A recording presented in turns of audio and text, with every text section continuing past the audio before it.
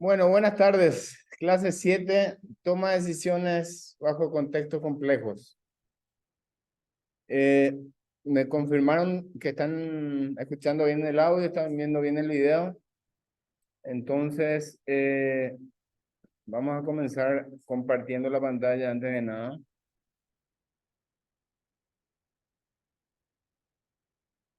Compartiendo la pantalla y nos vamos a responder por lo menos una preguntita. ¿Alguien quiere hacer su pregunta? ¿Me confirman también si ven la pantalla ahora?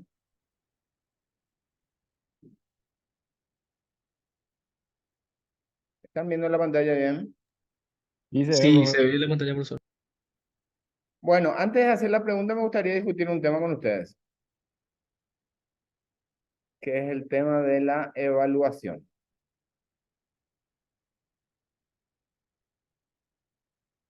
Em, Como les dije, la idea que yo tenía era examen originalmente, pero me dijeron ustedes que preferían un trabajo práctico. Entonces, yo creo que la mejor alternativa en ese caso, voy a dar la vuelta para que le vean un compañero. A ver si se le ve ahí. Ahí creo que estamos.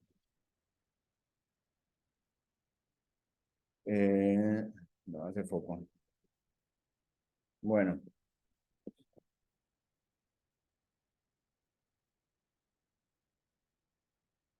la opción era es trabajo práctico. Y trabajo práctico grupal, en principio, me gustaría que sea en todo caso. Entonces, antes que nada, me gustaría tener una noción de cuántos estamos en el curso. Acá estamos 1, 2, 3, 4, 5, 6, 7. Conectado le tengo hoy a 10, 17, pero creo que estamos cerca de 20. ¿Sí? Bueno, porque en función de eso me gustaría hacer el trabajo, el diseño del trabajo práctico, ¿no? Estoy trabajando en el caso de estudio que quiero plantearles, y el caso de estudio que quiero plantearles va a tener una dinámica un poco particular que va a requerir la interacción de al menos dos grupos en el proceso. O sea, en realidad va a ser como si fuese un grupo de 4, ¿sí? ¿Y en qué va a consistir el trabajo? Vieron que salió hace poco la ley 6977, creo que es, la de energía renovable. Todos tienen más o menos conocimiento de que esa ley fue promulgada a finales del año pasado y ahora está en proceso de reglamentación. ¿Sí? Entonces, el trabajo práctico va a consistir en lo siguiente. Van a tener que el grupo de 4 armar dos subgrupos, un grupo del que van a, digamos, representar a la empresa generadora de energía renovable. Vamos a plantear un caso, vamos a plantear probablemente el caso de Loma Plata como caso de estudio. Porque la idea que yo tengo, o sea, el deseo que yo tengo que ustedes salgan de acá con herramientas para poder hacer este tipo de cosas en la vida real, en la vida práctica. Ese grupo que va a representar, un grupo va a representar, dos personas van a representar a el agente generador y dos van a representar ANDE barra Viceministerio de Minas y Energía. ¿Sí? El grupo generador tiene que armar análisis de evaluación de proyectos de inversión. Hoy vamos a ver justamente cómo se monta un flujo de caja. Hoy vamos a comenzar a ver cómo se monta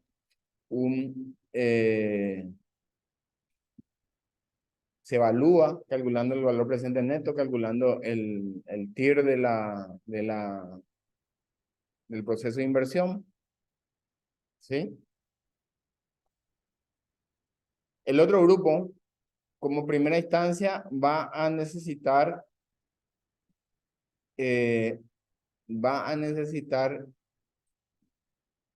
reglamentar ciertos artículos de la ley para definir un procedimiento de definición de precio o de precio mínimo. O sea, el otro grupo va a definir el precio mínimo a la que va a estar dispuesto a comprar la ANDE. Una vez que está el proyecto de inversión del generador y que sepa qué precio le cierra al generador y que la ANDE tenga un precio mínimo, ahí van a tener que negociar. Un precio de referencia, ahí van a tener que negociar ANDE y generador. ¿Sí? Y llegar a un acuerdo y firmar un contrato, un PPA. Con todas las condiciones que tanto el generador como la ANDE acuerden. O sea, es un caso lo más práctico posible, porque va a requerir. Paso 1, análisis crítico de la ley. ¿Sí? Leer la ley, entender la ley, detectar cuáles son las premisas de la ley, poner a prueba esa premisa de la ley. Paso 2, hacer un análisis de las decisiones económicas, es decir, evaluar desde el punto de vista del generador cómo yo tengo que estructurar mi proyecto para que a mí me cierre y yo genere valor con esto. Y paso 3, o sea, paso 2.1, para la ANDE, definir un criterio en el cual la ANDE o el Paraguay o el viceministerio o la autoridad competente genere valor para el sector eléctrico. Y paso 3, entonces, sería negociar, porque vamos a ver probablemente de la clase de la siguiente semana, el tema de negociación y teoría de juego. ¿Sí? Y entonces allí alcanzar un acuerdo. Yo voy a diseñarle de manera bien clara, digamos, un documento donde todo esto que le estoy diciendo verbalmente va a estar detallado paso por paso y también la manera de evaluación. Y la manera de evaluación no va a requerir únicamente del resultado que ustedes alcancen, ¿sí? Y no va a ser una evaluación por grupo total. Es decir, va a tener una nota, el grupo de los que representa a los generadores y una nota del grupo que representa a la ANDE. ¿Sí? Es decir, si un generador negocia muy bien y saca un precio muy alto, va a ser puntos adicionales para el generador que van a ir en resta, digamos, con los puntos de la ANDE. O sea, va a ser parcialmente cooperativo el trabajo, pero si ustedes me llegan a mostrar que es lo justo y que los dos salen ganando, ahí los dos van a llevar el punto. Pero yo voy a ponerme a comparar también las propuestas de cada grupo con las propuestas de los otros grupos. Porque si estamos entre 20, va a significar de que vamos a tener 5 grupos de 4. Y les voy adelantando como para que vayan armando los grupos. ¿Sí? Yo voy a tratar de tener para la semana que viene listo el caso de estudio, que va a ser el examen, como para que ustedes ya puedan ir empezando a trabajar incluso. Vamos a armar un repositorio en la plataforma donde voy a cargar la ley, voy a cargar el caso base y podríamos también en las clases sucesivas tener un espacio de preguntas sobre el trabajo práctico. Y que también puedan llegar a interactuar entre sí los grupos de generadores y también los grupos ANDE. El mismo tema para cada grupo, pero no puede ser el mismo resultado, digamos. Porque voy a ofrecer, digamos, voy a tratar de armar ligeras modificaciones para cada grupo. Quizás son cinco proyectos diferentes, quizás son 5 proyectos iguales, quizás en alguna tenga alguna consideración particular. ¿Sí? Voy a ver cómo definimos el tema del acceso al financiamiento, por ejemplo. Si le doy un financiamiento de entrada a cada uno y después una bolsa común sobre la cual tienen que competir.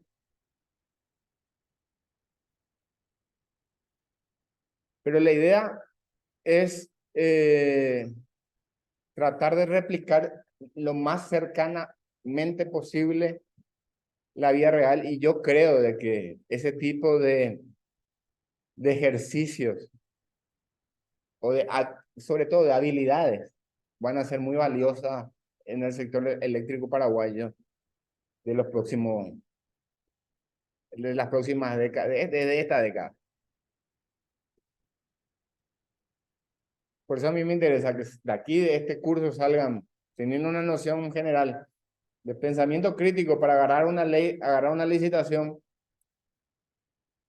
y en función de eso,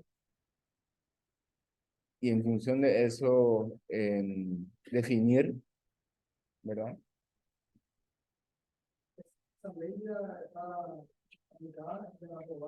La ley ya está aprobada, todavía no está reglamentada.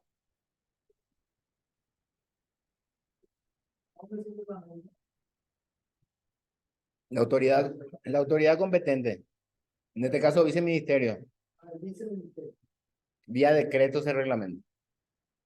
Tiene que salir un decreto reglamentario de la ley. No hay una propuesta de crear un ministerio N propuesta hay. Sí, N propuesta, pero no hay ley. Hay creo que 5 o 6 proyectos de ley dando vuelta por ahí. ¿Alguna pregunta sobre el examen o el trabajo práctico que van a tener?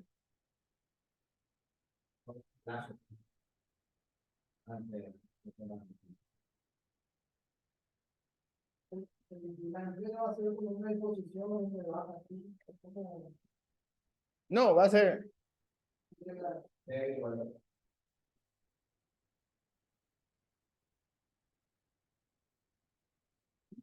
¿Sí? Esa es una alternativa que estoy pensando, pero si ustedes me dicen, va a ser muy complicado reunirnos, va a ser muy complicado interactuar, podemos hacer directamente que todos, en este caso serían 10 grupos, sean 10 grupos de empresas generadoras y liciten el precio al cual están dispuestos o sea, que hagan solamente el ejercicio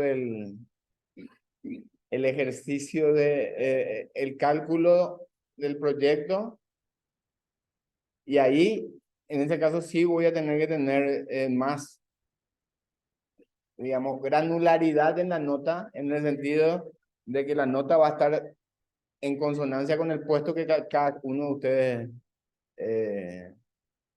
llega en la licitación.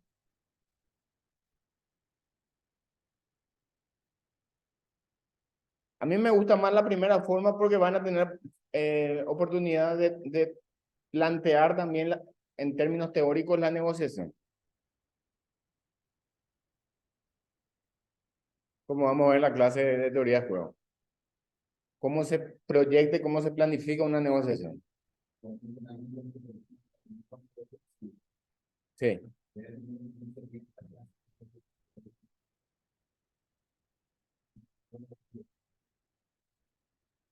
Em, yo creo que ustedes van a salir con mayores, si me dicen a mí, ustedes van a salir con mayores habilidades con el segundo ejercicio.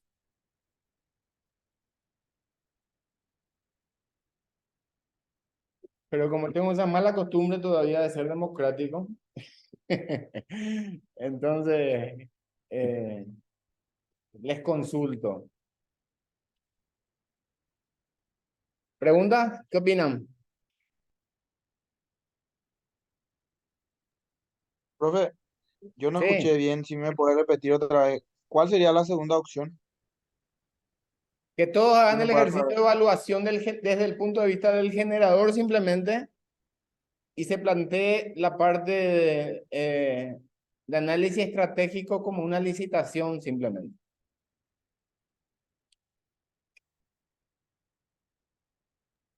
Ah, ok, ok. Gracias.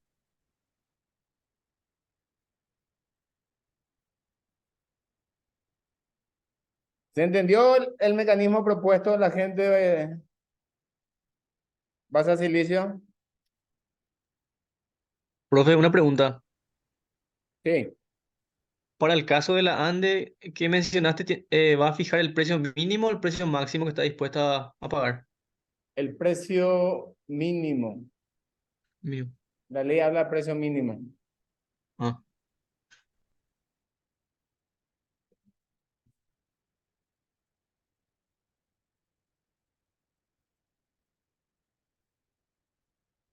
Bueno, ¿alguien quiere hacer su pregunta o buscamos una?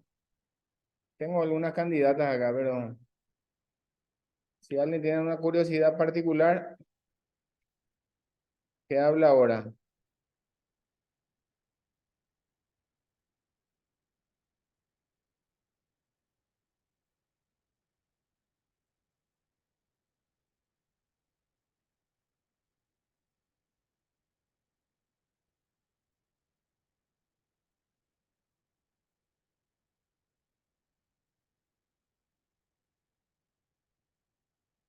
¿Alguien tiene alguna pregunta?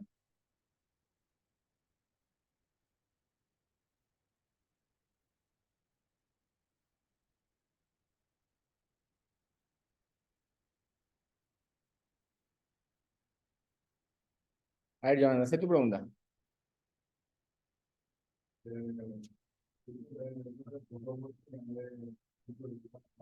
Se puede decir, ¿eh? Sí, el anterior.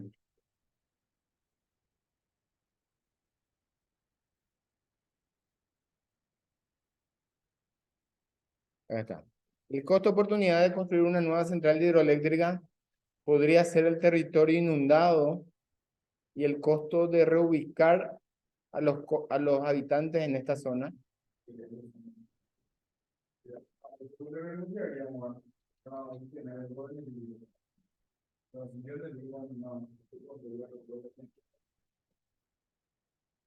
No, en realidad el costo de oportunidad es el costo de la alternativa que dejamos de lado.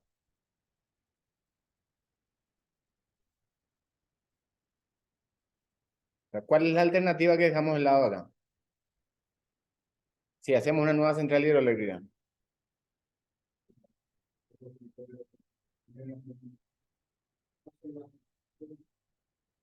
Lo más fácil es meter Meterme. un grupo diésel y comenzar a generar diésel, ¿eh? ¿Recuerdan el concepto de costo de energía no suministrada de la clase de mercado y la clase de planificación, supongo que bien? El BOL. ¿Quién me dice que es el costo de energía no suministrada?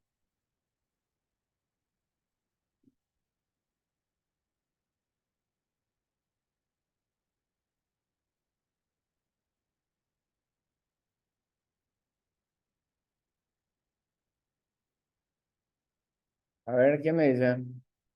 ¿Ya probaron todos ustedes el mercado?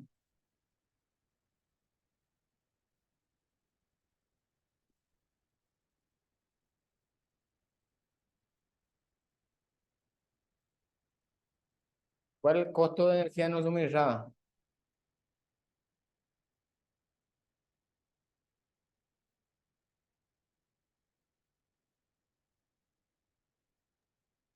Profe, ¿Qué? realmente creo que no todos los compañeros tuvieron esa asignatura, porque ahora ya estamos de dos énfasis, No, el, a lo que tuvieron le pregunto. yo lo que entiendo es que el costo el costo, justamente lo que dijiste, ¿verdad? El costo de oportunidad de no suministrar, ¿verdad? Que tiene un cálculo hecho, no sé cómo, ¿verdad? Pero la ANDE tiene su cálculo. Exactamente, gracias Martín. No es ni siquiera entonces el costo del otro generador que sería una alternativa a la central hidroeléctrica. Es el costo directamente de no abastecer. O sea, ¿cuánto valor yo estoy destruyendo si yo cortarle?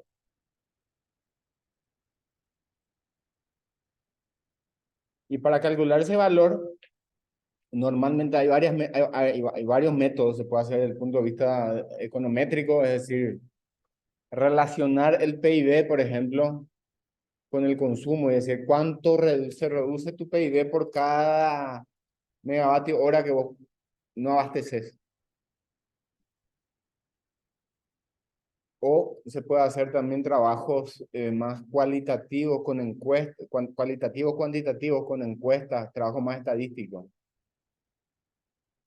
donde normalmente lo que se hace es se segmenta por tipo de consumo. Y en el residencial, por ejemplo,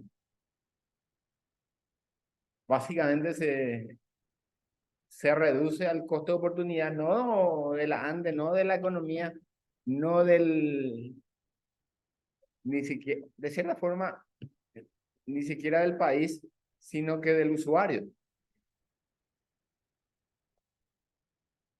O sea, Joan, ¿cuánto vos estás dispuesto a pagar para dormir una noche como la que vamos a tener esta noche o como la que tuvimos el sábado para domingo, para dormir con electricidad, con aire? ¿Cuánto estás dispuesto a pagar?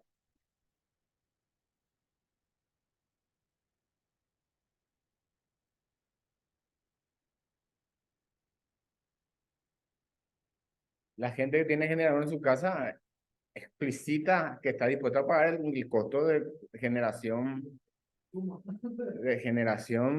diésel. Si vas a agarrar y te vas a un hotel esa noche, ¿eh? Significa, bueno, lo que vos estás dispuesto a pagar, que es lo que vos estás dispuesto a pagar es el precio de esa noche en el hotel. Eso vale tu sueño. ¿Y cómo cuantificas eso? Y vos cuantificas por el punto de vista de la satisfacción de necesidades, primeramente, pero también puede tener un valor, un trasfondo económico, digamos, si vos cuantificás tu nivel de productividad del día siguiente, por ejemplo. Porque vos también podés estar perdiendo plata porque no dormís bien ese día.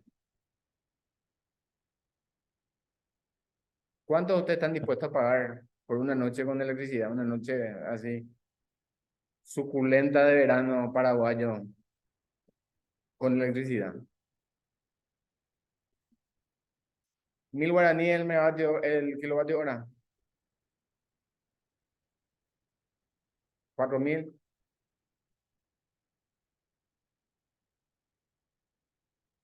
Vos, Martín, trabajás con generadores, con grupos generadores. ¿Cuánto más o menos un kilovatio hora estimado? 5.000 por ahí está, ¿verdad?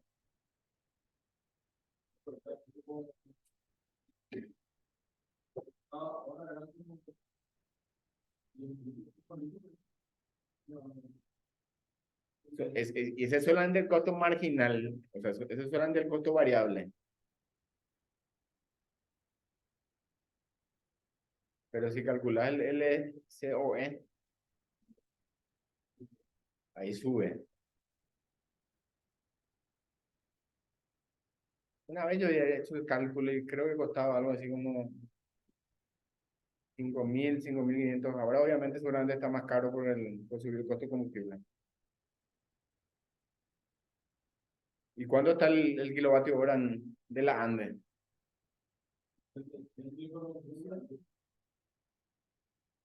400 o 450. O sea, hay gente en Paraguay que está dispuesto a pagar 10 veces más que eso.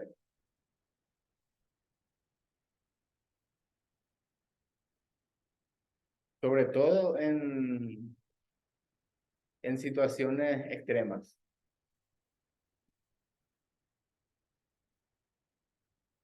Y eso un poquito se trata el tema también de que es algo muy en boga, el tema de demand side management, ¿verdad? Que básicamente es decirle al consumidor, o sea, mira, ahora estoy medio jodido. ¿Te desconectas o cuánto estás dispuesto a pagar?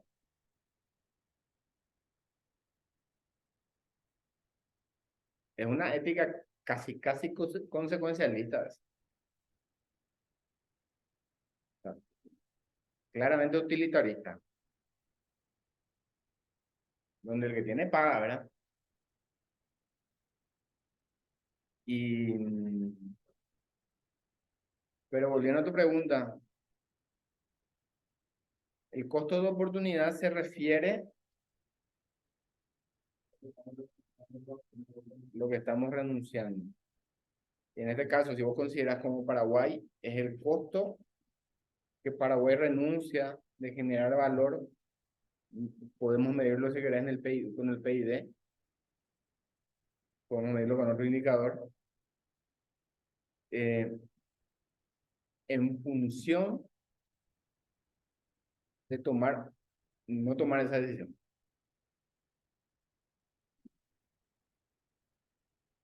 Entonces, bajo esa figura, es muy fácil desde el punto de vista económico justificar una inversión de ese tipo. ¿Sí? Porque básicamente representa a que yo estoy reemplazando cualquier alimentador en la Ande, está reemplazando una generación de 5.000 guaraníes el kilovatio hora por una generación o por una energía de 450, 500.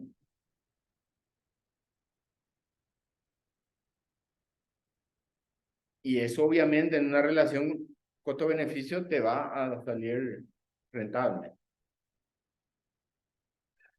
Pero ahí aprovecho para presentarles otra idea que es fundamental al momento de hacer este tipo de análisis. La diferencia entre una evaluación económica y una evaluación financiera. ¿Cuál es la diferencia?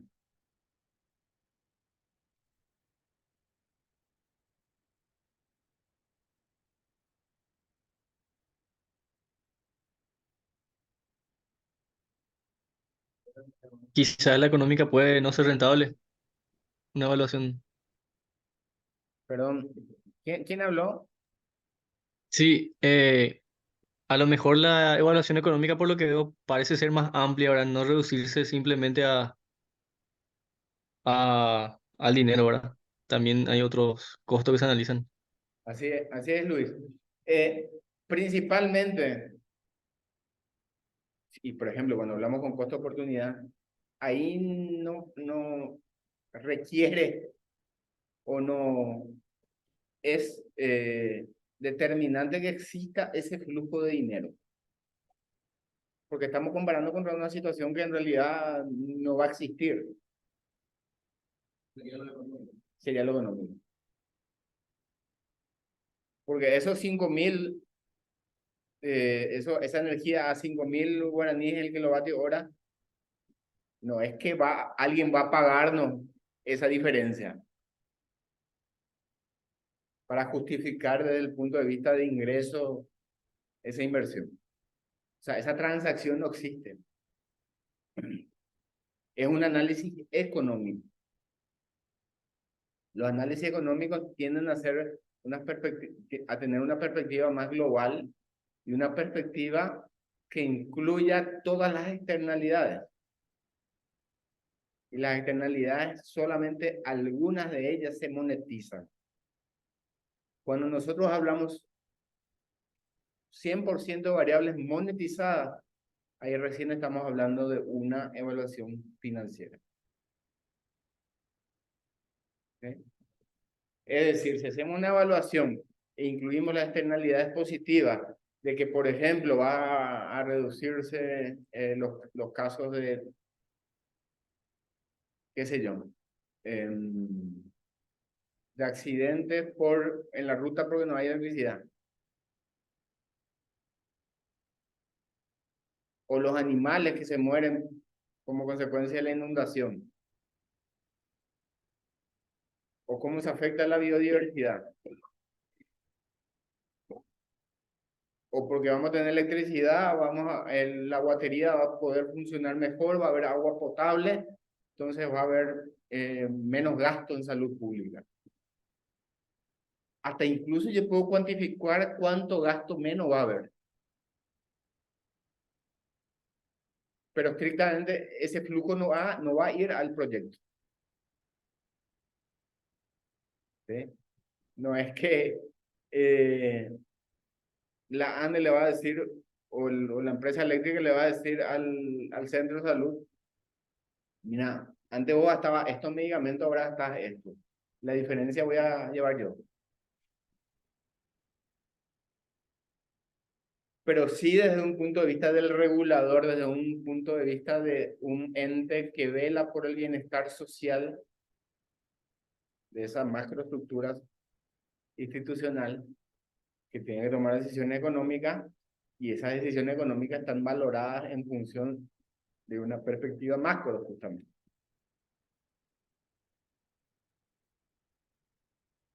Por eso los individuos y las estructuras sociales no toman decisiones económicas. Normalmente toman decisiones, dijimos, éticas, y esas decisiones éticas están valoradas en función de las necesidades que tiene cada uno, y esas necesidades se valorizan en términos monetarios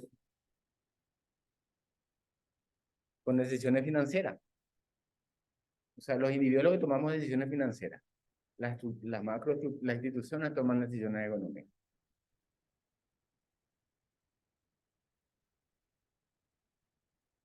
Entonces, cuando normalmente nosotros decimos yo tengo un problema económico, realmente, probablemente lo que yo tengo un problema es un problema financiero. ¿Alguna pregunta? ¿Comentario sobre esto que estoy diciendo? ¿Joan?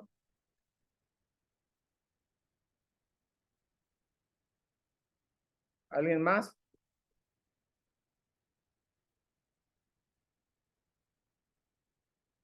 ¿Les parece que la revisión del anexo C se tiene que hacer desde una perspectiva económica o desde una perspectiva financiera?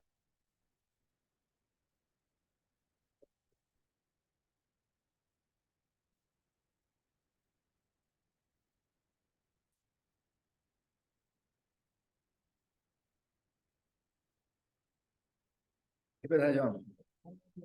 La revisión del anexo C. Y fíjense, ¿cuál es el título del anexo C? ¿Mm?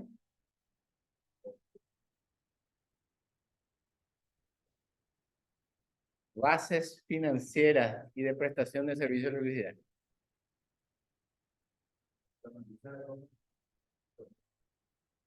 Se analiza de forma económica, se aterriza de forma financiera.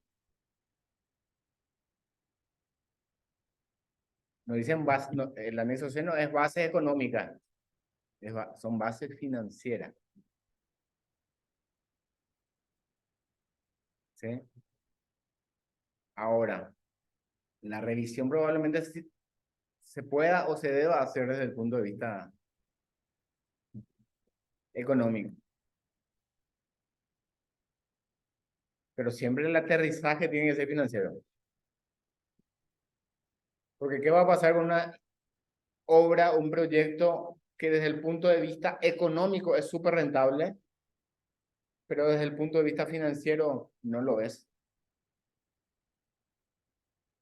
¿Qué va a pasar No con es ese proyecto? sostenible. No es, ¿Cómo? no es sostenible entonces el proyecto. No es sostenible. Y es el gran desafío que existe, por ejemplo, con el Metrobús, con el tren de cercanía, con pensar en un metro elevado en Asunción. Les puedo asegurar que desde el punto de vista económico, y Yacyretá también. El Yacyretá el problema es un problema financiero.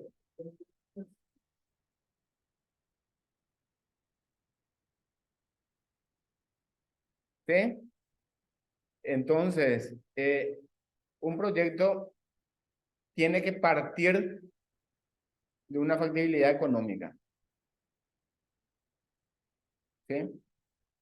Porque si no, nosotros probablemente estemos tomando una decisión, y por eso es que las macro decisiones institucionales son las que tienen que tomar esas decisiones económicas, afectando la naturaleza para que eso favorezca a la sociedad.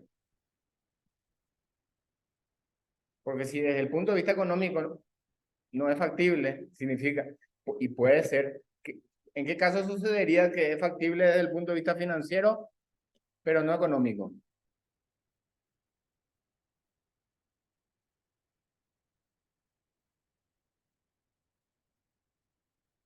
¿Cuál podría ser un ejemplo de un proyecto que sea factible desde el punto de vista financiero, pero no económico?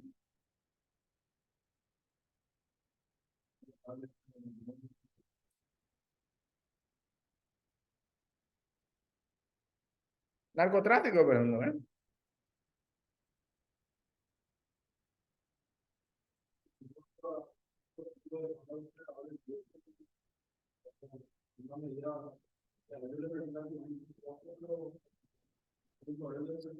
Sí, pero eso puede ser inclusive desde el punto de vista económico factible. Desde el punto de vista económico puede ser el trabajo esclavo. Desde el punto de vista financiero va a ser una belleza.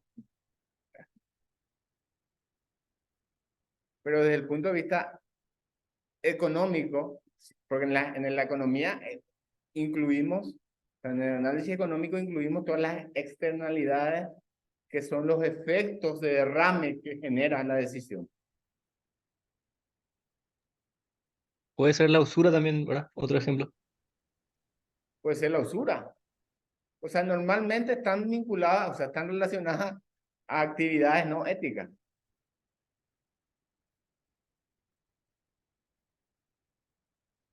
O sea, se espera de que si algo desde el punto de vista económico es factible, sea algo que tenga o que genere un valor a la sociedad. Pero para que eso que genera un valor para la sociedad también, digamos, alguien lo ejecute, tiene que ser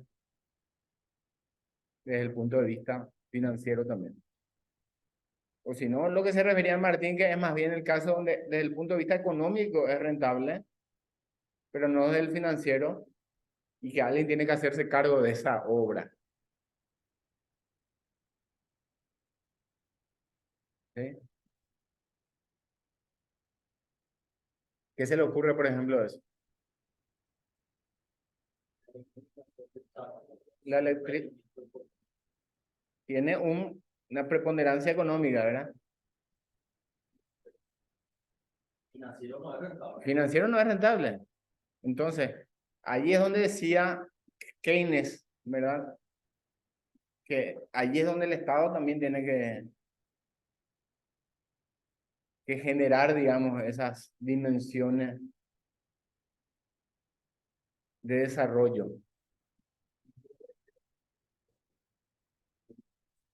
Sí. Hace poco en uno de estos reels vi de un pueblito supuestamente en Japón que le habrá aparecido también en el logaritmo de alguno de ustedes seguramente, donde una línea de tren funcionaba por una nena que se tenía que ir al colegio, creo que era. Y funcionó hasta que terminó el colegio y ahí dejó de funcionar. Y venía el tren, le buscaba y le llevaba. Y eso obviamente no es desde el punto de vista financiero, jamás va a ser rentable.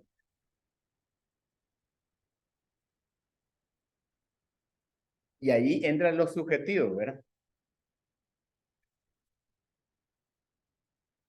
Bueno, preguntas.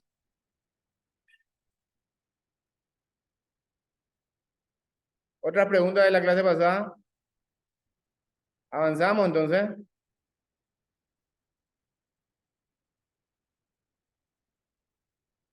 Hoy vamos a ver dos cosas o dos temas globales que quizás alguno de ustedes ya lo haya visto en algún otro curso, pero de cualquier forma creo que es importante dedicarle un tiempo porque es el cimiento de todo. La clase pasada habíamos hablado del valor tiempo-dinero, habíamos hablado de cómo calcular esa tasa de descuento y cómo esa tasa de descuento equivalía también o era equivalente ¿a qué? Al rendimiento que le exigimos a una determinada inversión. O sea, dijimos que tasa de descuento o interés también es rendimiento. Y para que nunca se olviden eso, bueno, siempre el interés es el rendimiento. Y eso es algo que se da siempre. Y vimos cómo podíamos calcular el equivalente del valor tiempo, dinero, para calcular el valor presente de hoy, de un determinado ingreso futuro. Y determinado cómo estructurar nuestro capital del proyecto de inversión, una porción deuda, una porción con equity, es decir, con capital propio, de manera a que podamos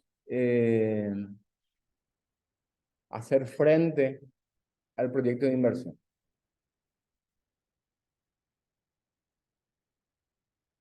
Hoy vamos a ver, siguiendo un poco esa línea, primero que nada, los diferentes flujos de fondo. ¿Por qué?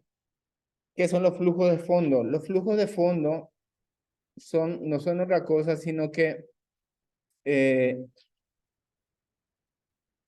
¿verdad?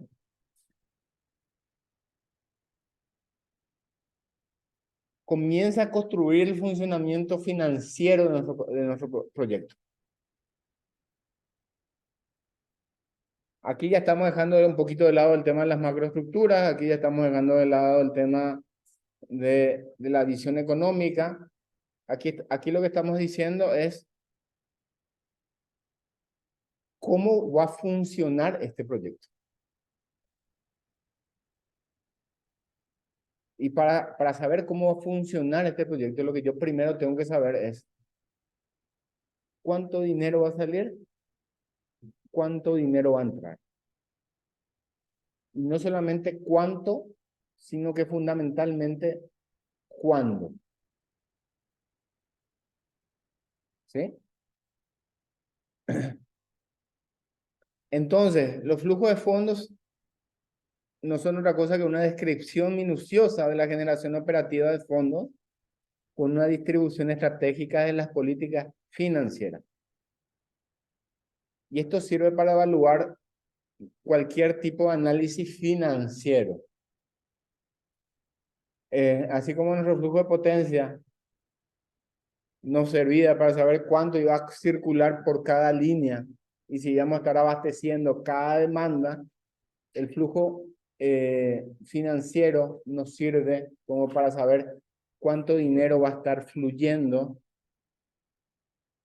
entrando y saliendo del emprendimiento, pero también fluyendo hacia la satisfacción o hacia la honra de todas nuestras obligaciones o todas las demandas. O sea, podemos imaginarlo también como un sistema eléctrico pero en lugar de megavatio va a ser dinero lo que va saliendo, entrando y saliendo. Con la gran diferencia de que acá nosotros podemos acumular ese valor. Y es lo que pretendemos hacer. Es decir, si al final del día vamos a estar generando valor monetario o no.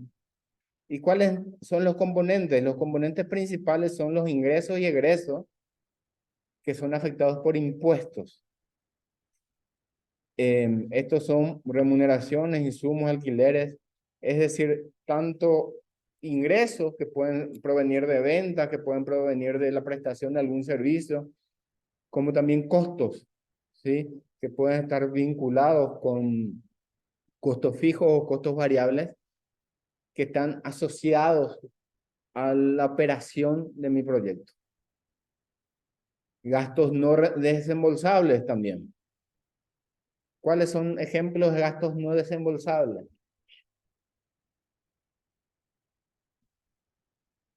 Aquí dice uno de ellos, la depreciación. ¿Qué es la depreciación?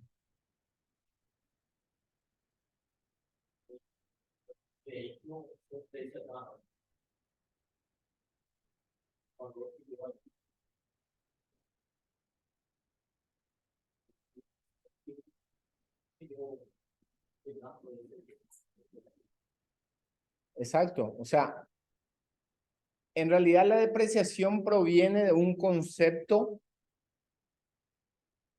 regulatorio. Es el que está basado en el concepto físico que decía Darío, que decía que un vehículo, por ejemplo, tiene un determinado tiempo de vida útil. Y yo considero, o sea, la regulación tributaria me permite considerar que yo estoy gastando ese activo. Es decir, que ese activo va perdiendo valor. Es como que yo voy consumiendo esa camioneta o ese vehículo. Y ese consumo, yo me tengo que tipo autopagar. Yo puedo descontar ese consumo de mis ingresos y de mis egresos, pero en realidad ese consumo no se da materialmente. Pero sí al descontar tiene sus implicancias principalmente tributarias. ¿Sí? ¿Me explico? ¿Tiene sentido lo que digo?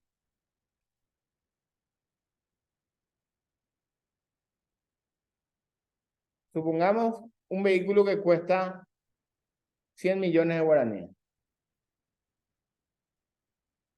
y la regulación tributaria o contable me permite depreciarlo en 10 años.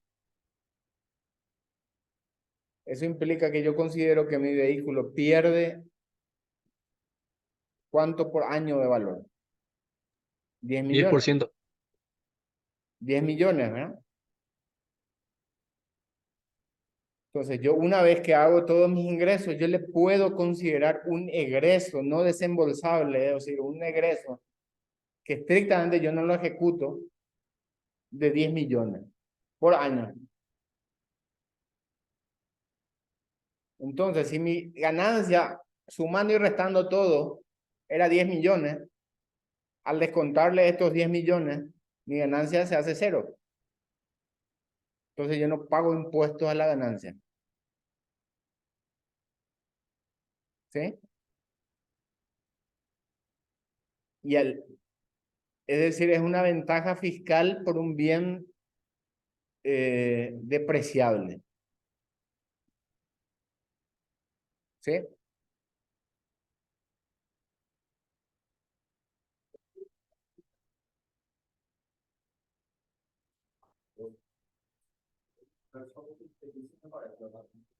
Cuando más nuevo es un pago mayor el sueldo del vehículo. O sea, no se va a Cuando cuando más viejo parece que se paga. para usted le parecería correcto que se pague más o que se pague menos. Debería ser menos. ¿Por qué? Si el vehículo es nuevo, es más seguro, genera menos contaminación. Ujú. En cambio, si es viejo, y si vamos por la parte de seguridad, Tendría que pagar más. debería pagar más porque era más viejo del tránsito, se puede recuperar el tiempo. Y decíamos, más, ¿sabes? Perfecto. Yo compro tu, pero voy a ponerme en el papel de un concejal. Necesitamos recaudar, Darío.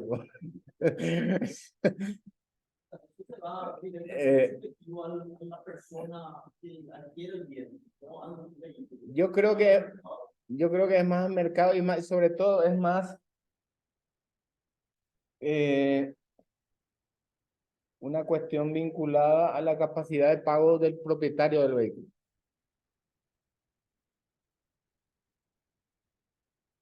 Se considera una suerte de de tasa o impuesto sobre el bien. Como tu bien vale más, entonces vos pagas más. Si vos tenés un terreno sobre Mariscal López, probablemente tu impuesto inmobiliario va a ser más alto que si tenés el mismo terreno a las afueras de Capilla del Monte, por decir un lugar. Es el mismo terreno. Y ahí vos me puedes decir, sí, pero probablemente el terreno sobre Mariscal López necesite más o reciba más servicios en términos de recolección de basura, en términos de vereda, en términos de limpieza, en términos de asfaltado. Entonces debería pagar más.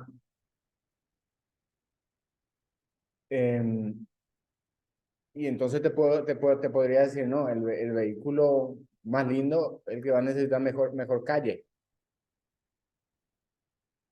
¿verdad?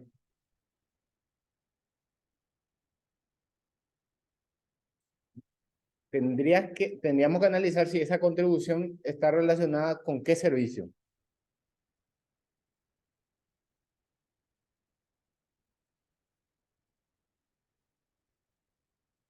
Para decir cómo dividimos ese costo entre todos los contribuyentes. Probablemente el razonamiento que estamos haciendo es demasiado profundo y probablemente lo más obvio o la decisión o la explicación es mucho más directa que eso, diciendo simplemente necesitamos recaudar más. Pues aplica también para el impuesto inmobiliario una función. No sé si es una decisión ética o económica, el tema de sentir los impuestos, porque eso desalienta a la gente para vivir en una función cada vez está más fuerte el 100%. Sí. Entonces, también va por una función financiera, ¿verdad? Que es una medida financiera, porque Sí. nosotros necesitamos cada y bueno, al país. Pero no es una función ética.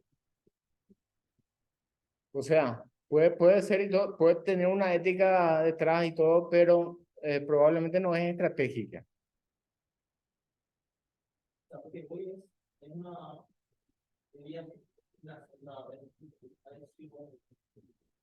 no económica. Sí, o sea, ese tipo de decisiones son decisiones estratégicas que a diferencia de lo que venimos viendo hasta ahora, son decisiones cuyo resultado o cuya generación de valor depende de otras decisiones tomadas por terceros. O sea, son básicamente sistemas complejos, como recuerdan el ejemplo que habíamos hablado de las serpientes de cascabel en India y la regulación para la compra de la cabeza. Anda a preguntarle al dueño del Lido que hasta ahora está su local deshabitado, si fue o no fue una buena idea querer subirle el alquiler.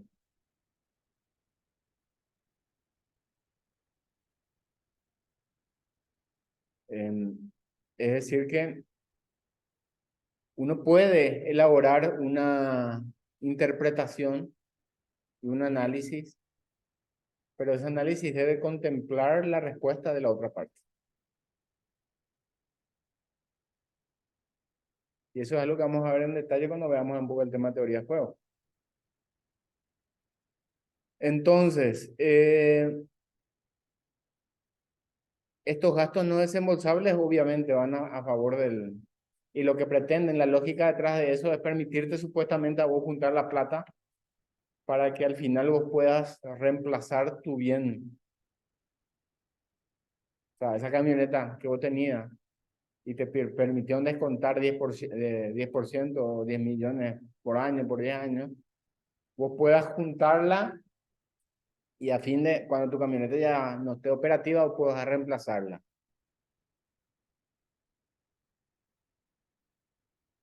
Tema interesante. Itaipú no contempló depreciación. ¿Por qué les parece que no contempló depreciación?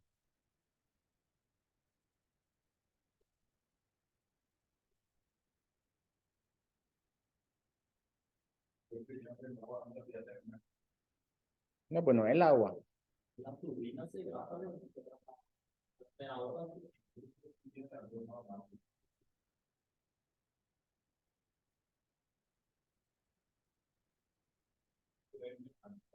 Todo lo biomecánico se desgasta.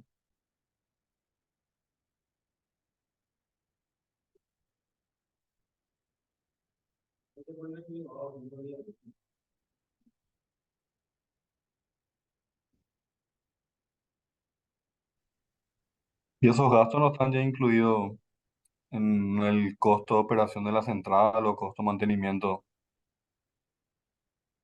De cierta forma, sí. Primero que nada, Itaipú tiene inmunidad tributaria.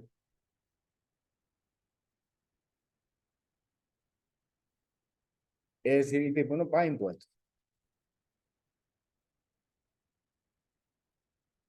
Itaipú en ninguna de sus compras, en ninguna de sus operaciones paga impuestos. ¿Por qué les parece que no paga impuestos?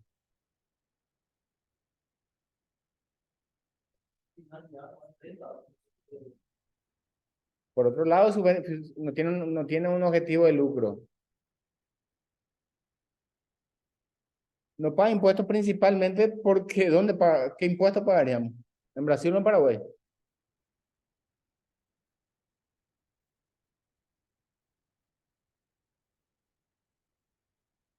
Existiría un desfasaje ahí y directamente, instantáneamente, una de las partes sería más competitiva que la otra en función de sus regímenes fiscales, ¿verdad?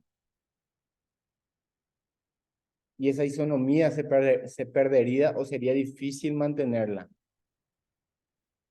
De tener un presupuesto acá y espejo un presupuesto acá. Y aparte, En- ¿el impuesto qué es? El impuesto es un pago al Estado por ¿por qué? Por la generación de valor en función de la utilización de algún tipo de recurso. Inclusive puede ser humano. Y te paga eso a los estados en concepto de royalties, es decir, regalías. O sea, al tener ese componente de regalías y con un componente de regalías que se permitió fijarlo en el tratado, sería una forma de definir el impuesto que paga Itaipú a los estados en el tratado. Y está indexado a la cantidad de energía que produce. Y con eso vos velás la isonomía. Y al velar esa isonomía, vos estás haciendo mucho más simétrica la operación. Y al no haber impuestos, pierde un poco el sentido de la depreciación.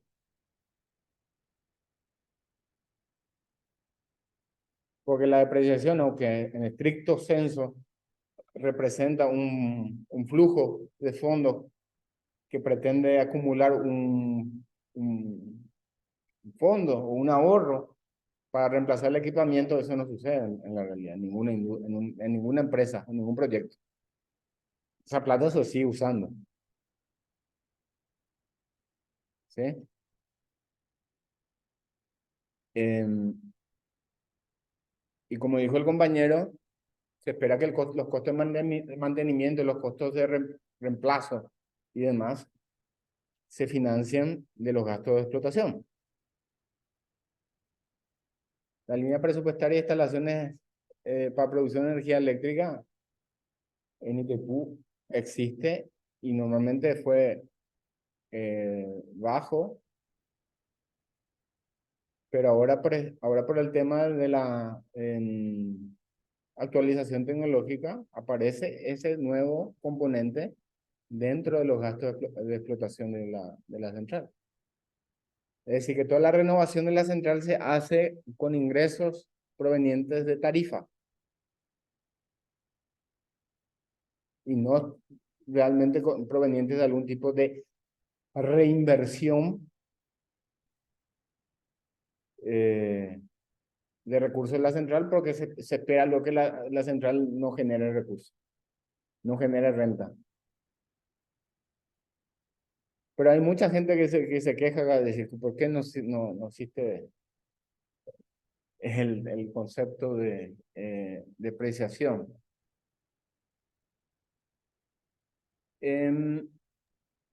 Impuestos, beneficios, ¿verdad? Ya dijimos, ajustes por gastos no desembolsables. Profe, Sí, una consulta aprovechando que tocaste un tema que, bueno, para mí creo que para todo un tema muy importante. Eh, Justamente hablando del precio de energía eléctrica de Itaipú, ¿verdad? Yo entiendo que son varias variables que conforman el precio final y a tu criterio nada más para saber tu opinión, ¿verdad? A nosotros nos conviene mantener el precio y darle más porcentaje a una de las variables que conforman dicho precio. Por ejemplo, los royalties, que de repente sería un ingreso a nuestro país que podamos invertir en obras. Lo que yo entiendo es que se le está dando más porcentaje al costo de operación de la central, ¿verdad? Que finalmente, bueno, el precio quedaría ahí más o menos, no sería mucha la variación, ¿verdad? les invito, jueves 16, ¿verdad? Jueves 16, acá el compañero va a hacer la invitación en los grupos. Jueves 16 en Coronel Oviedo, en la Facultad de Ciencia y Tecnología de Coronel Oviedo. Jueves 16 a las 16. Vamos a estar, están cordialmente invitados, vamos a estar hablando exhaustivamente de ese tema. Pedro va a pasar la invitación en el grupo. Y ahí vamos, pero tu pregunta concreta es si nos conviene cambiar la tarifa o no. Sí, sí, saber un poquito cuál es bueno, cuál es la postura más o menos más Le voy a hacer ventajosa para nuestro país, ¿verdad? la propaganda, la presentación del jueves. Tres preguntas son claves ahí. Saben ustedes que a mí me gustan las preguntas. Pregunta 1, potencia o energía. Pregunta 2, renta financiera o desarrollo económico. Un enfoque financiero o un enfoque económico. Pregunta 3, cesión de energía excedente o venta a condiciones de mercado. Esas yo creo que son las tres preguntas clave. Potencia o energía, renta o desarrollo y compensación o venta. Y conociendo, habiéndome ya escuchado 6 clases, me parece que ya tendrán una noción hacia dónde va a ir mi respuesta. Profe, ¿Sí? justamente este fin de semana estuve viendo el video de la entrevista que tuviste con Vareiro el año pasado. Ah, sí. Ahora que mencionaban nomás esos tres temas, Y quería consultarte si de por ahí puedes compartir en el grupo esa presentación que usaste ahí. En especial esa parte donde mostrás el sistema interconectado de Brasil, las represas que hay aguas arriba y eso. Muy Sí, interesante me pareció no, esa no, lámina y justo en YouTube no, haciendo captura no se queda muy clara la imagen y se podría compartir, por favor. voy a compartir, voy a subir el video en la plataforma. Para los Dale, que no, gracias. para los que no se suscribieron todavía a mi canal de YouTube. El otro día, papá, mi hija se va y me ve cuando estoy subiendo el video y me dice, papá, vos sos youtuber. Sí, yo soy youtuber.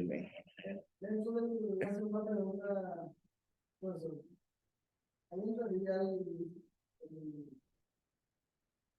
alguna idea de industrialización en nuestro país para el uso de la energía eléctrica para producir y generar recursos? Sí, A mí me parece que eso es lo que independiente de la negociación. Me parece que tiene que haber una política pública de industrializar por lo menos uno o dos fábricas, industrias en cada departamento.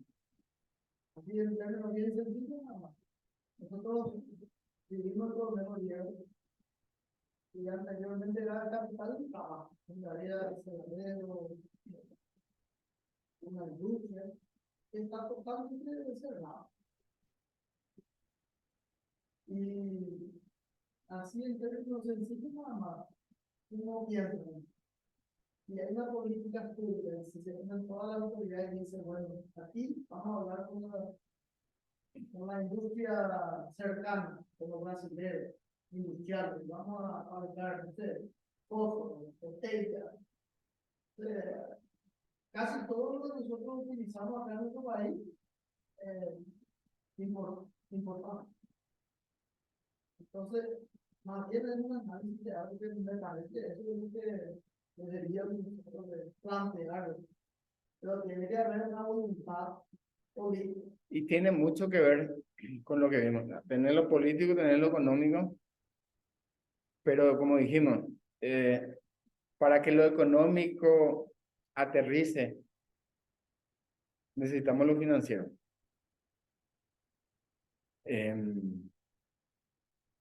Y necesitamos tener bien afinada ese engranaje. ¿Sí? Y concuerdo plenamente que vos necesitas políticas públicas, pero yo creo que más que políticas públicas, y llámame fanático por mi curso, pero yo creo que lo que necesitamos son decisiones públicas, mejores decisiones públicas. Y las decisiones públicas tienen que ser tomadas en base a un análisis sistémico, no un análisis desconexo donde digamos, no, lo eléctrico por acá, el trabajo por acá, el desarrollo económico por acá, la educación por acá. Tienes que ver cómo todo eso se vincula. Yo le suelo escuchar a estos zurdos acá, ellos hablan mucho de venta de energía. Mm. Y nada, de hecho que cada municipio recibe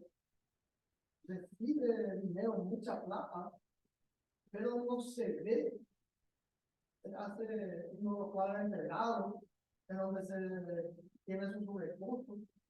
Entonces, si nosotros seguimos y vendemos energía y se reparte en los municipios de esa gestión de energía, yo creo que difícilmente vamos a llegar al desarrollo con esa política, con esa forma de plantear. Por eso me parece que la industrialización, me parece que es lo que, de hecho, que el fundamento creo que es como eso, para el desarrollo. Y creo que el desarrollo viene cuando vamos a producir, cuando vamos a utilizar esa energía para producir. Sí, o si no, son los mismos dólares que tienen nuestros amigos del otro lado del río, bajo el colchón, ¿verdad? Si vos no confías en que vos puedes usar tu energía para tu desarrollo, ahí estás mal. Y sí, el tema de la venta es uno de los temas probablemente más analizado y más estudiado. Pero igual, como pasa con el tema de los impuestos que recién estábamos hablando, yo creo que es extremadamente riesgoso irte directamente como un importador a un mercado extranjero y basar tu política de Estado en eso. ¿Por qué? Porque contrariamente a lo que normalmente se escucha, la venta la venta en el mercado a precio de mercado es la mayor pérdida de soberanía energética que podríamos llegar a tener. ¿O no? ¿Qué piensan? Si vendemos en el mercado eléctrico como un agente de mercado, ¿estamos ganando o estamos perdiendo soberanía energética?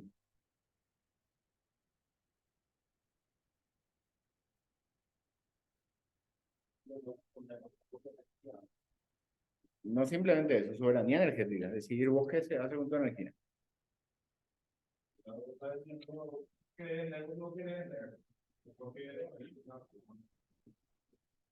Y sí, pero principalmente, cuando uno entra al mercado como un agente del mercado, uno define el precio, uno define las reglas.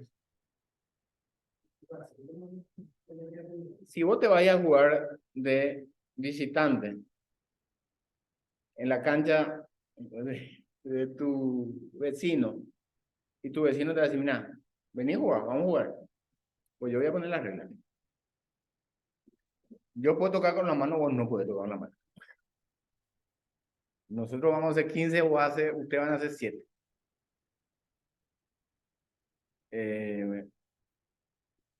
Yo puedo tener arqueo, o sea, si yo no defino las reglas, yo estoy cediendo soberanía. Si yo no defino las reglas, yo estoy cediendo soberanía. El día de mañana, por decir un absurdo, bien, se decide y vamos a poner un impuesto a las energías provenientes de países que terminan con Y. ¿Verdad? ¿Por qué? Y porque esa es la política de Estado. O sea, vos te vas a ir a jugar a un partido que va a responder a política de Estado de otro Estado, no a tu política de Estado.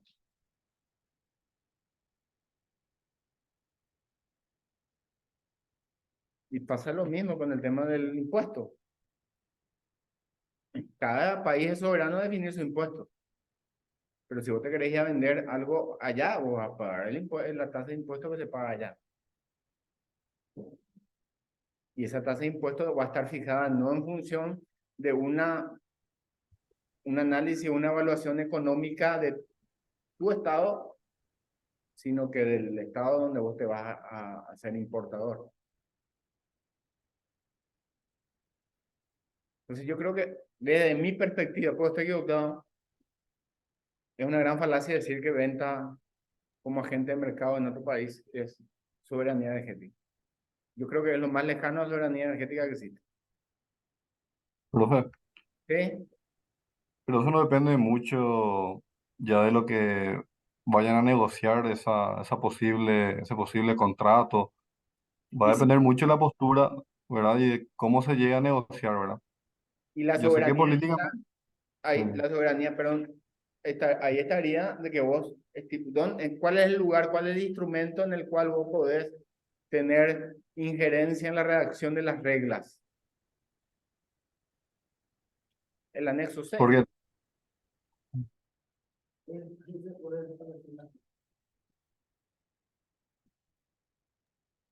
Perdón, partiendo de la base que, bueno, la energía eléctrica, como sabemos, es un bien necesario para todo, ¿verdad? Para el desarrollo, para vivir.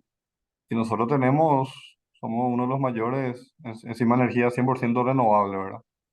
es algo que nos tiene que posicionar bien ahí en la mesa de negociación, ¿verdad? Pero por eso digo, para mí son decisiones políticas que, cuál es la visión del país, ¿verdad? Cómo quieren manejar el tema, ¿verdad? Claro, son decisiones políticas, pero el análisis, el trasfondo tiene que ser un trasfondo económico, ¿eh? Y un trasfondo económico de tu país, si querés ejercer realmente soberanía. Y no meramente financiero. Porque si nos vamos detrás de una decisión con un análisis meramente financiero, ahí podemos tener problemas. ¿Qué tipo de problemas dijimos que podemos tener ahí? Éticos, ¿verdad? Bueno, el resto queda para el jueves. Las entradas anticipadas no sé dónde se compran. En Ticketex, Ticketea. Bueno, ahora vamos a comenzar a ver los tipos de flujo de fondo. Hay tres que son los más utilizables, o lo que más normalmente se utiliza. El primero es el free cash flow.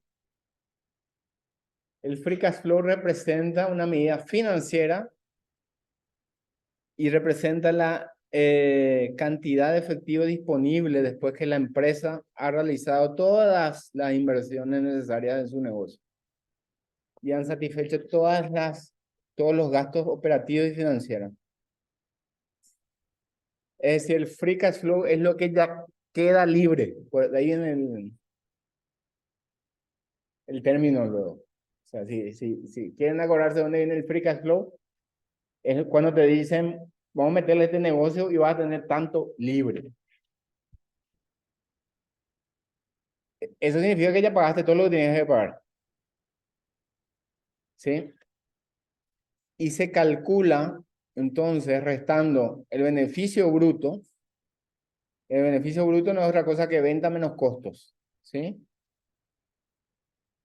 Eso nos da el EBIT. Cuando vean un análisis financiero van a encontrarse mucho con esta terminología. EBIT, EBITDA, NOPAP y otros. EBIT, ¿qué significa? EBIT viene del inglés. Earning, ganancia, before interest and taxes. Ganancias antes de los intereses y los impuestos. Ese es el EBIT. Y el EBIT no es otra cosa, sino que cuando a este beneficio bruto le restamos los gastos, no solamente los costos, sino que también los gastos de venta, los gastos amortizables y le sumamos otros ingresos. ¿Qué diferencia hay entre gastos de venta y costos?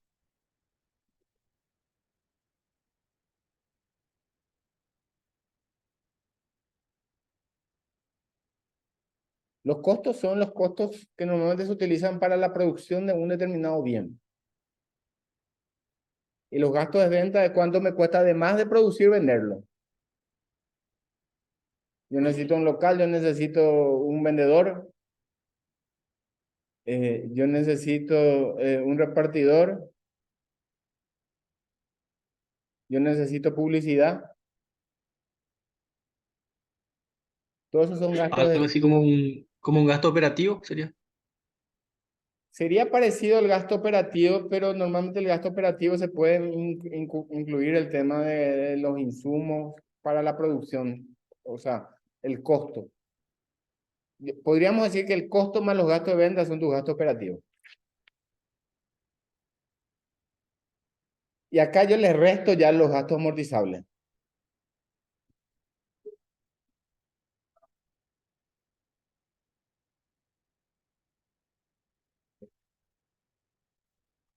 No, el beneficio bruto es el beneficio bruto que te deja el producto. Sí.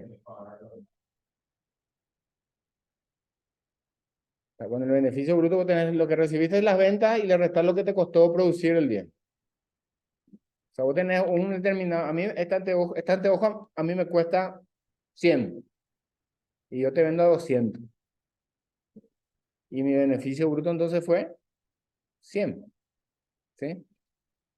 Pero yo no incluí en eso todo lo que me costó venir hasta acá y convencerte, invitarte a un café, mostrarte el anteojo, hacerte que te pruebe. Sí, pagarle a la chica que vino y te miró, ¿verdad? Para que sientas que te queda bien. Eh, Todos esos gastos son gastos asociados al proceso de la venta, no al proceso de la producción. No es la diferencia de utilidad que yo le doy al producto. Ese es el beneficio bruto. Los gastos amortizables y otros ingresos. ¿Qué diferencia tienen los gastos de venta con los costos? Otra diferencia es que los gastos de venta normalmente no generan valor al producto. Es todo aquello que yo gasto y no hace que esto sea más valioso, sino que hace que se pueda realizar la transacción. Después tenemos el NOPAP, que es de vuelta del inglés, net, que es de neto, operativo, profit, es decir, beneficio o ganancia operativa, after taxes, es decir, después de los impuestos. ¿Cómo yo calculo? Yo calculo el EBIT, esto que había calculado recién, menos el impuesto sobre ese EBIT. Fíjense que acá yo no estoy usando nada de intereses, ¿sí? Es decir, creo que dice por acá, es como que yo considero que toda la plata que yo estoy utilizando es plata propia. Todo se financia con capital propio. Sobre este NOPAP, yo le vuelvo a sumar la depreciación y la amortización y todas las provisiones. Las provisiones es aquello que yo tengo reservado para gastar, pero no gasté todavía. Y tengo el EBITDA, que es lo mismo que el EBIT más DA. Y DA es depreciación y amortización.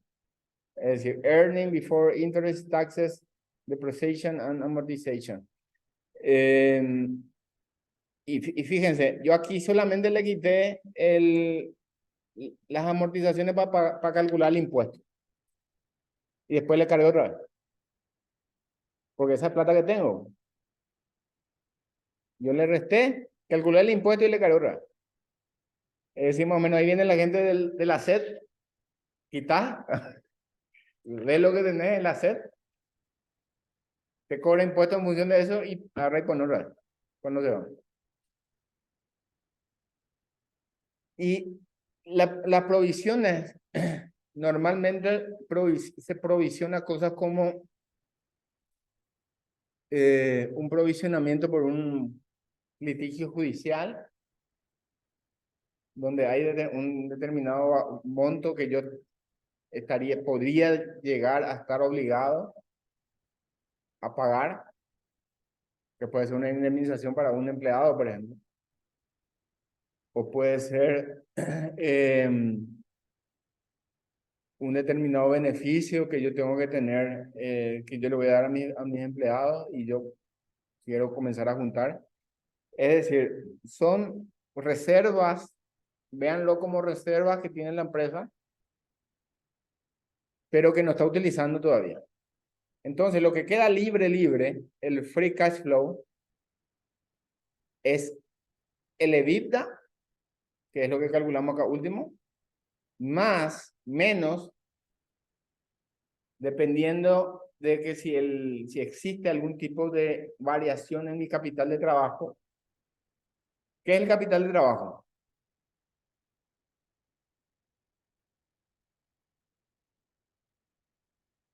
El capital de trabajo es ese dinero que yo necesito para que esté operando, funcionando el engranaje. ¿Sí? Es lo que yo necesito tener en caja como para que todo esté circulando. Es lo que yo gasto como para que se opere. Es el capital de trabajo. ¿Escucharon alguna vez esta terminología? Capital, sí, es lo que trabaja. ¿Y capitales? O sea, vos necesitas tener para pagar la luz, para pagar la movilidad, para darle para que paguen combustible tus choferes, para que se le haga el mantenimiento a los vehículos, para pagar luz. O sea, el capital de trabajo es lo que vos necesitas para tener operativo tu negocio. Y eso puede variar. Es decir, si yo necesito más capital de trabajo, yo le voy a restar al EBITDA para mi free cash flow. ¿Sí? Es decir, si yo cada mes voy a necesitar pagar más alquiler, yo entonces cada mes le voy a quitarle a esto que me sobra libre, voy a quitarle ese compromiso. O si se redujo mi alquiler, o terminé de pagar alguna deuda, o cobré, ¿verdad? Que es aumento en activo físico también. Entonces yo le puedo restar o le puedo sumar. Y también aumentos en los activos físicos. ¿Qué son los aumentos en los activos físicos? Los aumentos en los activos físicos son justamente esos fijos, pero no físicos. Fijos. De repente yo tenía un CDA y venció mi CDA y cayó mi principal. ¿Sí? Entonces yo tenía un flujo de los intereses del CDA, pero cuando fenece el plazo del CDA, entonces yo recibo de vuelta el capital invertido ahí, que no estaba disponible. Cuando construyo ese flujo de caja libre, yo tengo que descontarlo al WACC. Eso es importante, porque cada flujo de caja va a tener una tasa particular a la cual debe ser descontado. Acá con ayuda de ChatGPT escribimos un ejemplo de por qué se descuenta al WACC esta historia. Y cuando le pregunté a ChatGPT, le dije, mira que no entendemos mucho de economía, nosotros somos ingenieros. Entonces tener que explicarnos de manera sencilla y sensible también para que sentamos. Y me dijo, imaginemos una empresa, es como un árbol frutal. Los árboles que el árbol produce representan el flujo de caja libre de la empresa. Es decir, el dinero que queda después de cubrir todos los gastos para mantener y hacer crecer el árbol. Pero antes de decidir cómo se distribuyen estos flujos entre quienes cuidan el árbol. Es decir, tenemos el árbol, todos cuidamos el árbol y tenemos un número determinado de manzanas o de frutas que se generan. Y tenemos que decidir cómo vamos a repartir esas frutas. Entonces, hay diferentes personas que esperan recibir diferentes partes de esos árboles. ¿Sí? Algunas han prestado herramientas y recursos para cuidar el árbol, que son los acreedores, y otras han invertido tiempo y esfuerzo en él, los accionistas. El costo promedio ponderado es como regla lo que nos ayuda a decidir cuántos frutos deben darse a cada persona basándose en cuánto han contribuido. En realidad yo diría acá que lo que tenemos que cubrir es la expectativa de esas personas con relación a cuántas manzanas, cuántas frutas van a recibir. Y el indicador o la tasa de descuento o la tasa de distribución que contempla esa expectativa de rendimiento en manera ponderada, es decir, en promedio, ¿cuál es? Es el WACC. ¿Sí? Acá ya estamos hablando de los frutos, es decir, ya estamos hablando de las ganancias. ¿Sí? Esas ganancias se tienen que repartir en función de cuánto rendimiento espera cada parte. Lo que realmente va a suceder es que se le va a cubrir a los que prestaron, a los acreedores primero, exactamente lo que esperaban recibir.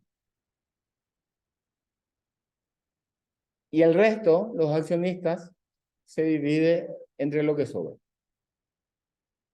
Pero lo mínimo que yo debo generar de árboles, frutas, perdón, tiene que responder a la tasa esperada promedio, o sea, el rendimiento esperado promedio, que en este caso es el WACC.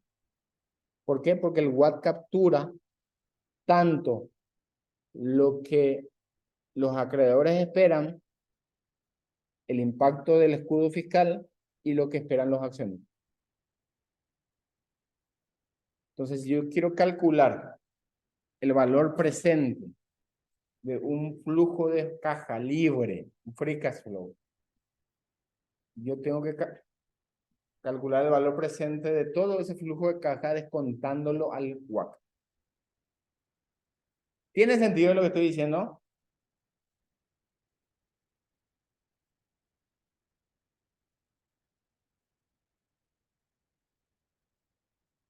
Más claro que petróleo, dicen, ¿eh?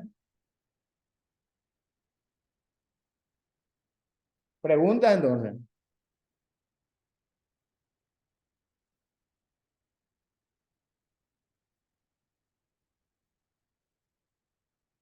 ¿Cuál te da una referencia de cuánto sería la inversión?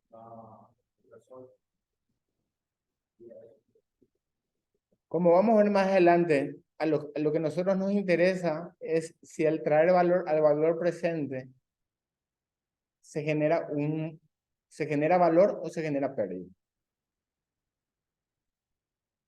Entonces, lo que hacemos al descontar al WACC es repartir al WACC. Y al repartir al WACC, si nos sobra, significa que funciona, que nos va a alcanzar. Si no funciona, es que no va a salir que no nos va a alcanzar para repartir a eso que esperan. Es una cantidad positiva o negativa, un indicador va a funcionar. Exacto. Vamos a ver enseguida eso. Después tenemos el capital cash flow. Que el capital cash flow, a diferencia del free cash flow, este ya representa el flujo de efectivo que va generado por la empresa disponible para todos los proveedores de capital, tanto accionistas como acreedores. El capital cash flow incluye los escudos fiscales derivados de los pagos de los intereses de deuda. Es decir, considera los ahorros fiscales. Entonces, el capital cash flow básicamente es cuando yo tengo de dividendos para repartir entre los accionistas, cuántos intereses yo tengo para pagar y cuánta deuda adicional contraje o pagué. Entonces, se diferencia principalmente del free cash flow, es que el free cash flow se calcula sin tener en cuenta los pagos de intereses. Es decir, independientemente de la estructura capital. Recuerdan que les había dicho hace un instante de que el free cash flow contempla inicialmente de que todo se financia con capital propio. Después al descontar al WACC, incorpora la expectativa de los acreedores. Y en este caso, nosotros incluimos el pago de los intereses y los beneficios fiscales asociados con ello. ¿Cuándo se usa esto? Esto se usa a menudo en la valoración de empresas cuando se quiere tener en cuenta explícitamente la ventaja fiscal. Es decir, cuando yo necesito saber si a mí me conviene o no me convendría financiarme con deuda, ¿sí? Que es la principal ventaja del escudo fiscal. Y el cálculo es muy sencillo, es decir, va a ser mi free cash flow más mi escudo fiscal. El escudo fiscal básicamente es los intereses que yo pagué, yo no pago impuestos por eso, entonces esto me sobra adicional.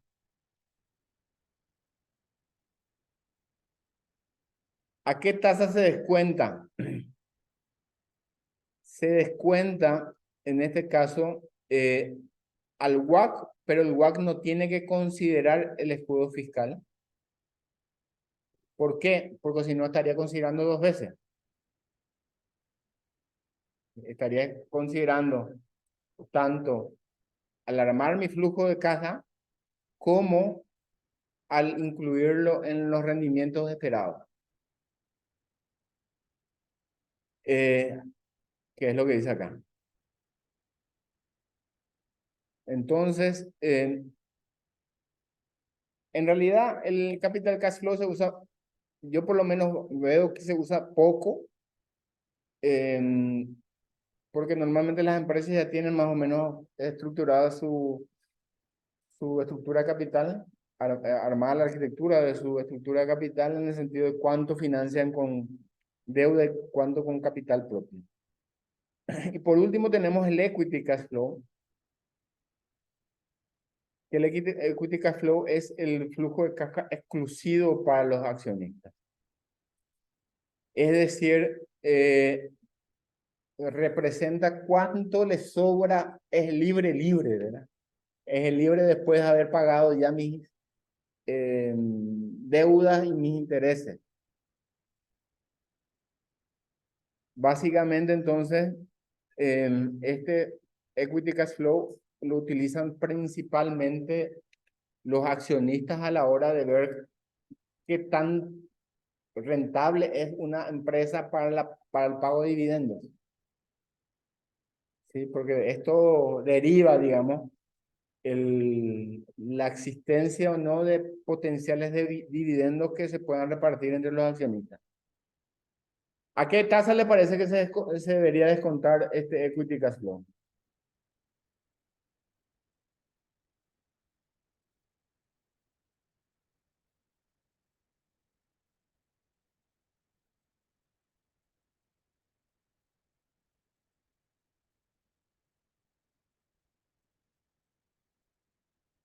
El WACC, ¿a qué era igual?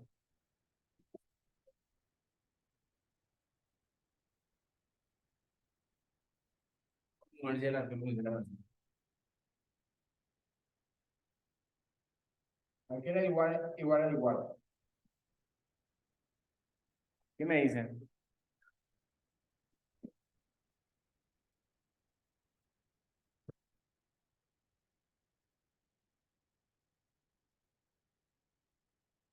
¿Me están siguiendo o no me están siguiendo? Estoy comenzando a dudar.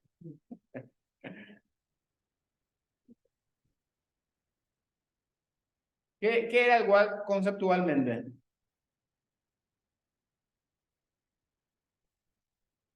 Costo ponderado de capital. Costo ponderado promedio de capital. Weighted average capital cost. ¿Cuántos costos capital tenemos?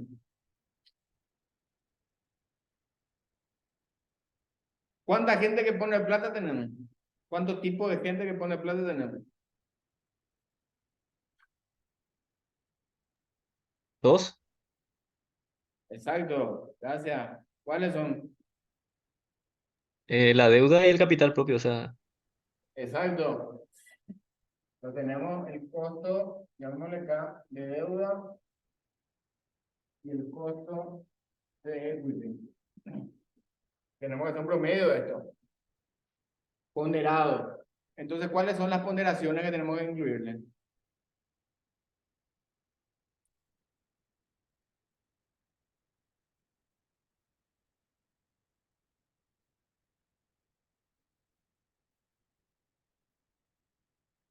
Una ponderación, gente. ¿Cuánto de deuda yo uso? ¿Cuánto de capital yo uso?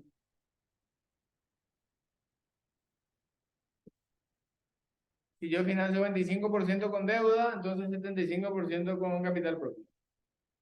Si yo financio 10% con deuda, ¿cuánto con capital propio? 90, ¿verdad? 90.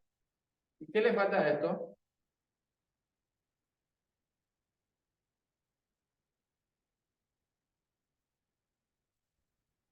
¿Qué le faltaba a esto? ¿Qué letra era que habíamos usado en...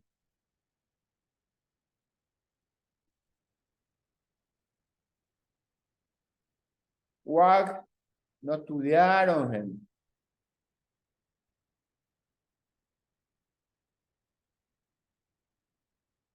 R era que usamos. Bueno, pues entienden. Esto es R.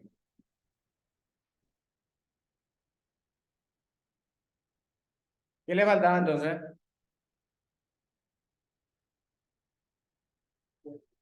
¿Mm?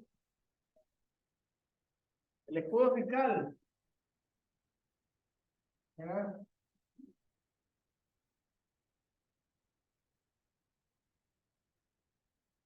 Entonces dijimos, free cash flow se descuenta con esto, porque considera cuánto es el rendimiento esperado de los que prestan plata y de los accionistas. En promedio me dice esto te debería rendir tu árbol. Para que te alcance, para que todos estén contentos. El capital cash flow, como dijimos, ya incorpora el escudo fiscal dentro del flujo de caja. Entonces, esto no se considera para el capital cash flow y se considera entonces el WACC sin deuda o sin apalancamiento de deuda. Y para el equity cash flow, ¿qué tasa tengo que considerar? El equity cash flow es el árbol, yo ya separo las manzanas que van a ir a los accionistas. ¿Y cómo tengo que saber cómo voy a saber si me alcanza o no? ¿Cuál es el rendimiento que ellos esperan?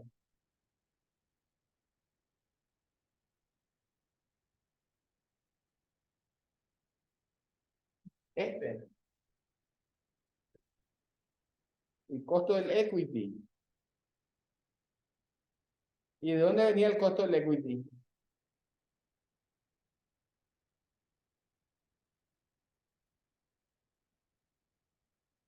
¿Cómo calculábamos el costo del equity? El costo de lo que debería rendirme una determinada empresa, ¿se acuerdan? Estuvo complicado el fin de semana, parece, ¿eh? Capital Asset Prices Model. ¿Qué nos decía esto?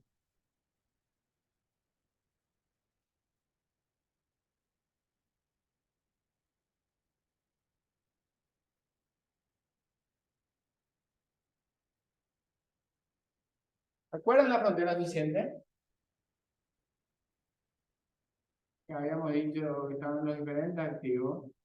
Y acá teníamos rendimiento y acá teníamos riesgo.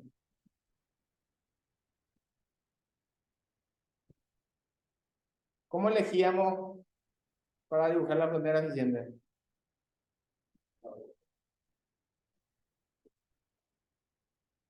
Veíamos que, por ejemplo, si este tenía el mismo rendimiento, el mismo riesgo, pero este mayor rendimiento, entonces este le mataba a este. Y así sucesivamente, ¿recuerdan? Y que finalmente teníamos una frontera eficiente. Y después, ¿cómo calculábamos el rendimiento? La fórmula de rendimiento, ¿dónde salía? Decíamos, teníamos un rendimiento libre de riesgo. Risk free. ¿Y qué pasaba con este? Era la tangente, ¿verdad? ¿Por qué? Porque consideramos que una combinación lineal de esto mataba todo lo que estaba por debajo de esto. Entonces dijimos, la más alta, la que va a terminar matando toda la frontera, es la tangente. Y esa tangente entonces va a tener un rendimiento, va a ser igual aquí al rendimiento libre de riesgo más la pendiente. Dijimos que este se llamaba el portafolio de mercado y que tenía un rendimiento de mercado, entonces, rendimiento de mercado. Entonces ahí le llamamos la pendiente, el rendimiento de mercado, el rendimiento libre de riesgo. Y le multiplicamos por qué. ¿Se acuerdan de la beta? Y dijimos que la beta era la covarianza de cualquier activo con relación al portafolio de mercado, que medía si era más riesgoso o menos riesgoso que el portafolio de mercado. Entonces, con esta fórmula nosotros calculábamos que. Y esto es lo que esperan los accionistas. Entonces, si tenemos el flujo de caja, si tenemos las manzanas que son exclusivamente para los accionistas, tenemos que descontar por esta tasa. O sea, free cash flow, WACC. Capital cash flow, WACC sin deuda. Y equity cash flow, el rendimiento de los accionistas. Finanzas corporativas se llama.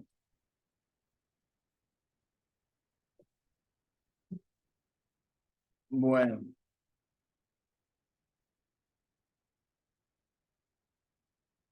Si le parece, hacemos un break para que se oxigene la cabeza de 10 minutitos y continuamos. Me dijeron la vez pasada de que es muy pesada ya la clase todo seguida. Entonces vamos a tener en cuenta la recomendación. Nos vemos en 10.